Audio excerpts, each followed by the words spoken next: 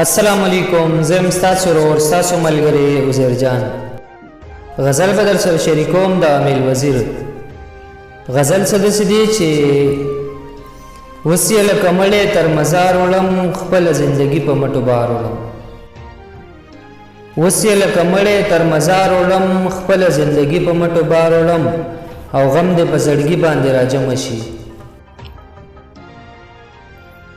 غم دې په زړګي باندې راجمع شي، زه یې لکه خاورې په غبار وړم، او سترګې نور په ګوتو راوباسم. سترګې نور په ګوتو راوباسم، زړه ته زه په سترګو باندې زار وړم، او زه به زنکدن کې پرې اوبه څاڅ کړم. زه به زنکدن کې پرې اوبه څاڅ کړم، ځان سره د چا د زلفو تار وړم، او نن یې په غزل پورې خندلي دي.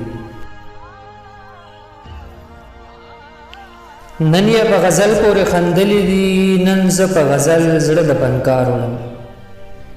نن یې په غزل پورې خندلي دي، نن زه په غزل زړه د پنکار وړم، او ای امیله دلته موږ رالویشلو. ای امیله دلته موږ رالویشلو، ځکه اوس د بیخه دا چینار وړم.